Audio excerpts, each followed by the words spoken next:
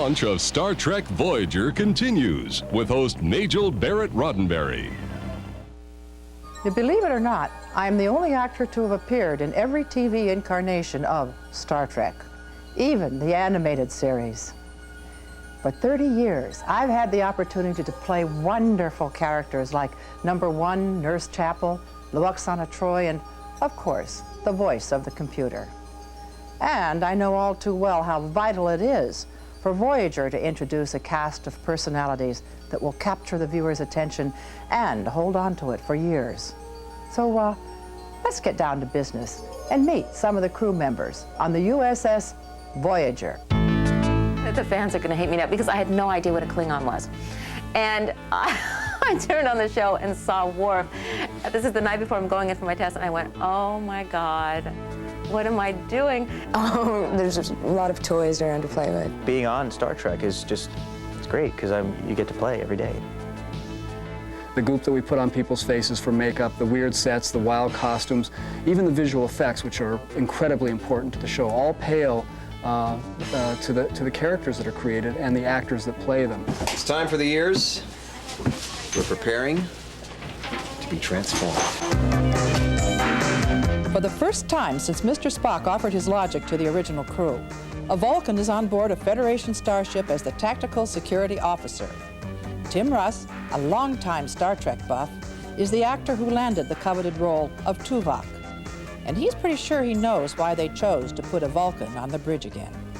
Given the premise of the show, having the ship having to go so far away from Federation space, I think it may have been one of the few ties to some of the older series. In this particular case, they didn't really want to tie into Deep Space or tie into TNG, so they leapfrogged, I think, to the original series to bring a character out, just so there's some kind of thread of familiarity. The Federation is made up of many cultures.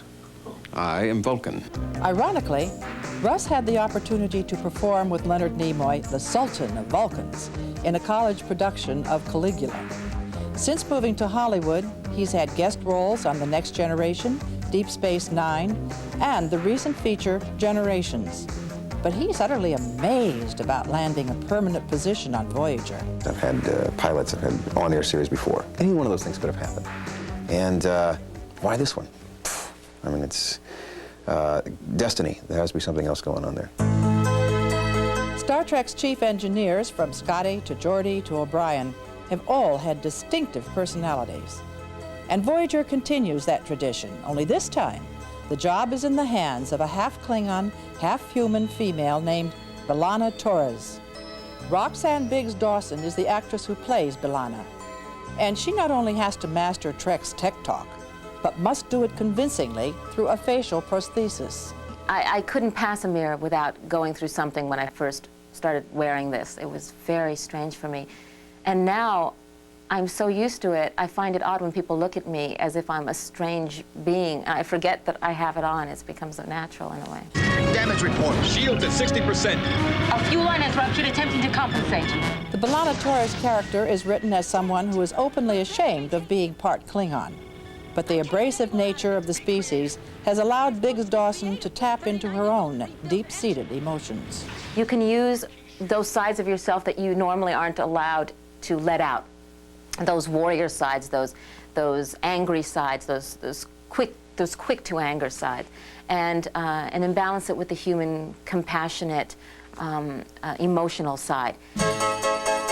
Garrett Wang's character is Harry Kim, the young operations officer fresh out of Starfleet Academy.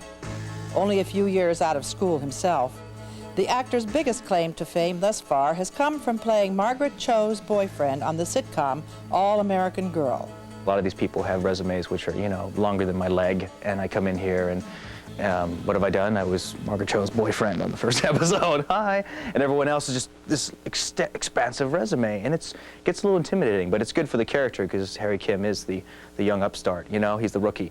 I can modify our subspace communications band to accept the probe as a booster. As the first Asian American on the bridge since Mr. Sulu, Wong knows comparisons are inevitable. But this heartthrob in training has more important things to concern himself with at the moment. Well, it's scary because I do have to be somewhat of a role model now. I mean, there are so few Asian Americans, period, male or female, on TV in a status of being seen every week. You know, it's very Margaret Cho and myself, and I played her boyfriend in the first episode of her thing, which is kind of funny. I'm sorry. This isn't a passenger ship. Of course not. We won't be passengers. We'd be valuable colleagues. 19-year-old Jennifer Lean is the youngest cast member on Voyager. Fittingly, she plays Kess, a 1-year-old female from an alien species called the Okampa.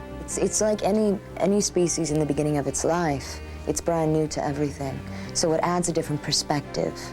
Also cruising on the USS Voyager will be Doc Zimmerman, the ship's holographic doctor, the mess officer Neelix, an alien who hails from a never-before-explored galaxy, the handsome Lieutenant Tom Paris, descended from a long line of Starfleet legends, and finally, First Officer Chakotay, the fearless Native American leader of the Maquis.